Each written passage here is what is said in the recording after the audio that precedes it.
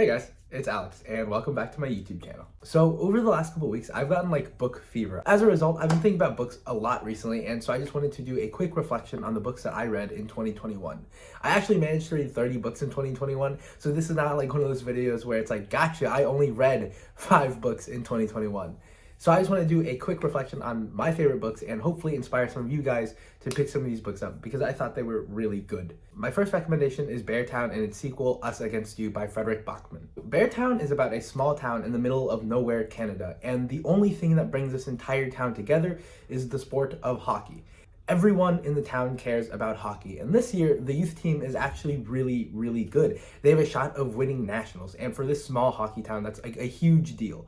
But the star of the youth hockey team ends up raping a girl, and this book details the entire fallout of the situation, the town before this event happens, and what happens and how the individuals in that town react to this event. And I think it is just such a well-written book with such real characters. In the last year, I've grown to really appreciate books that are more character-driven than plot-driven, and Frederick Bachman just has this way of making all of these characters seem so real that I care about all of them. The story is told through the perspective of at least a dozen different characters throughout the town. It would have been really easy to write this book through the perspective of so many different characters and like to just fumble that so that I don't care about a good amount of them or even any of them.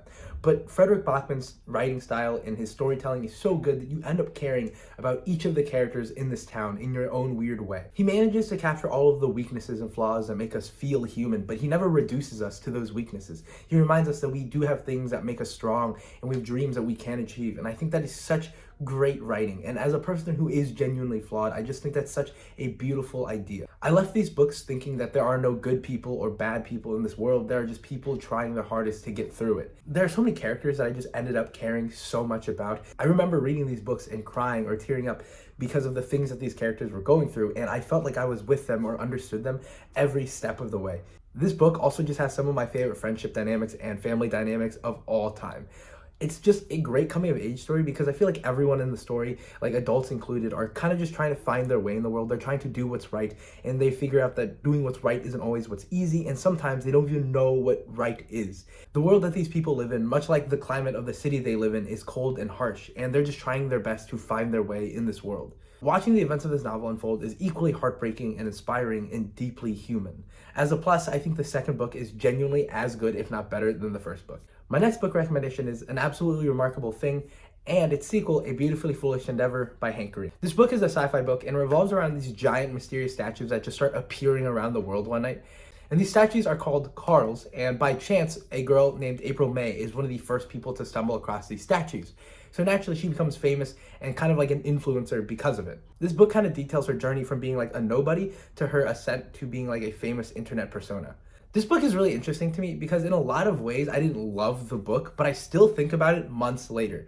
Sci-fi generally is just not my favorite type of genre, so I wasn't obsessed with the plot by any means. A lot of the characters felt like they needed to feel important to the world in order to feel important about themselves, and I thought that was just a deeply relatable thing. But that being said, I don't like love or cry about any of the characters. I think Hank Green just really uses these characters as a vehicle to explore like what internet fame is and like what it feels like to be in these positions of power when you have all of these people watching you and listening to your opinions. Being like a famous YouTuber, Hank Green definitely knows this topic really well, and it definitely shows in the writing because it feels so real. Everything from April's desire to just want power and to feel important, to the way power and fame harms relationships, to the negative consequences that can happen when all you want is power for its own sake. A good amount of this book is centered around this whole worldwide debate about whether or not the Carls are like a safe thing, and April becomes one of like the leading people on one of the sides of this debate. So it's really fascinating to hear about what it feels like to be such an active figure over such a polarizing topic. Like if you've ever complained about the polarization of politics in America, I think this would be like a relatively interesting read. The reason that this book has really stuck with me, and the reason I still think about it, even though I read this book like half a year ago, is because I think the ideas that Hank Green has about power, fame, and cooperation are just astounding, and they've genuinely changed the way I view the world. This book has just driven a lot of like real life discussions for me, and I just love the fact that books can do that. Overall, I think this book is like a really enjoyable story with a nice cast of characters, but it also has a lot of layers to it. My next book recommendation is The Six Pillars of Self-Esteem by Nathaniel Branden. So I've always been kind of insecure like everyone else in the world. And so I've always really wanted to understand like what this idea of like self-esteem or confidence really is and understand how you can build it in people. So he defines self-esteem as two things, and I'm paraphrasing. One, you feel like you are capable of meeting life's basic challenges and like rising to the occasion whenever something happens to you. Two, that you are worthy of love and happiness and success. Then he defines the six pillars of self-esteem as self-acceptance, self-responsibility, living consciously, self-assertiveness, personal integrity, and living purposefully. He goes in depth about what each of these pillars are and how they kind of manifest in your own life. The reason I love this book so much is that it's not one of those books that just constantly repeats back to you that you're good enough or that you should have self-esteem. He actually completely disagrees with that. He talks about how self-esteem is directly linked with our actions and our decision to become responsible for our own lives. And I think that can sound really daunting, but it places you to be the sole influencer of whether or not your self-esteem grows. And I think overall, that's a really good mindset to have. This book is all about choosing to take control of your own life and becoming a better person. All of his concepts have nuance and felt like they weren't just overdone platitudes being repeated back to you. Like, I've absorbed a good amount of self-help content like throughout my entire life, and I really thought that all of this material was like new and really fascinating, even though it had been written back in like 1994. His writing is really easy to read and honestly very clear, and I think anyone would benefit from reading this book. My next book recommendation is Old Path, White Clouds by Thich Nhat Hanh, a biographical depiction of the Buddha's life. This is actually the only book I have with me at Stanford right now because I needed to write a final for my Zen Buddhism class, and I used this book as one of the resources. This was recommended to me by my good friend who is literally a monk because I wanted a more in-depth introduction to like Buddhist philosophy. I've gone to Buddhist retreats every summer since I was like 12. But honestly, those were like much more like summer camps than like intensive meditation retreats. So like outside of just the practice of meditation and like some general Buddhist concepts, I wasn't very aware of like the actual philosophy behind all of this. So I wanted a way to like really understand and get behind like the formal philosophy of everything that I was learning or taught growing up. But luckily, this book did a really good job of just like walking through the entire Buddha's life and also explaining a lot of his own philosophy. So for reference, I took a Zen Buddhism class at Stanford during my fall quarter. And I honestly think I got just as much out of reading this book as I did in the entire 10 or 11 week course at Stanford. And that's not like a complaint about the course I took at all. It is really just a reflection of the high praise that I have for this book. I think it is really good. And anyone who wants like a more in-depth understanding of what Buddhism actually is, I think would benefit a lot from reading this book.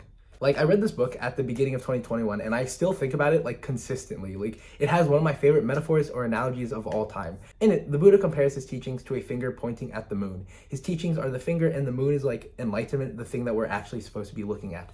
Like, the Buddha advises that if we get overly attached to anything, even his own teachings, we can end up mistaking his fingers for the moon. The entire point of this analogy is that we should not become overly attached to any doctrine, even the Buddhas. And I think that is just so profound. Like, do you know any other world or spiritual leader that admits that you should not become overly attached to anything, even their own teachings? Like, that's crazy. I think we forget sometimes that like the end goal of all of this is kind of just to better our lives or to reach a deeper place of understanding, not to just blindly follow some doctrine or dogma. And so for anyone who really wants at all like a general understanding of Buddhist philosophy, I think this is a great place to start.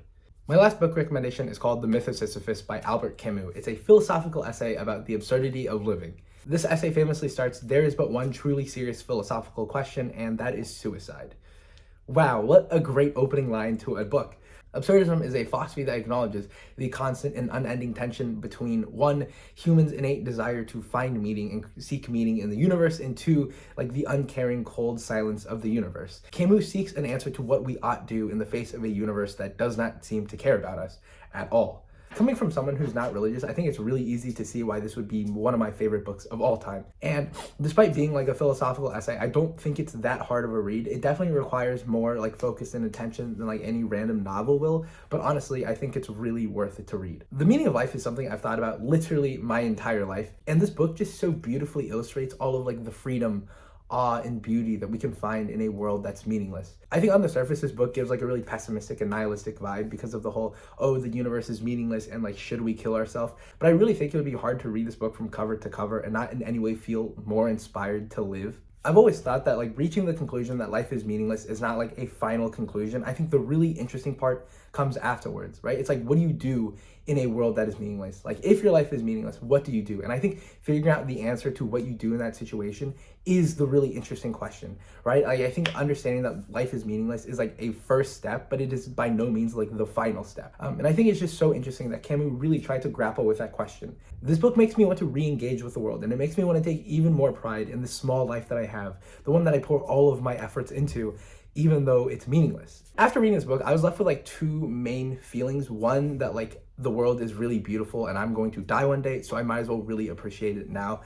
And two, I think it made me feel really differently about humanity. I think there's a certain pride and dignity in humans that don't know why they're in this universe and realize that they will never really know, but they seek to live to the best of their abilities anyways. I think there's so much pride and beauty to be found in that image. And comparing it to Sisyphus, I think is such a beautiful idea. Through the years, I've listened to like plenty of videos and podcasts about Albert Camus, but I've never like actually sat down to read this book by him, and I'm so glad I did. I finally did that last year, and it was literally everything I could possibly want out of a book. So those were my favorite books of 2021. I read 30 books this year, and next year for 2022, I'm really gonna shoot for 50 books. And I just recently got like a huge book haul of like 14 to 15 books that I hope to work through by the end of my freshman year. And I dropped like $200 on them. So I really hope that inspires me to get through them. Thanks for watching today's video. I really hope you guys enjoyed that.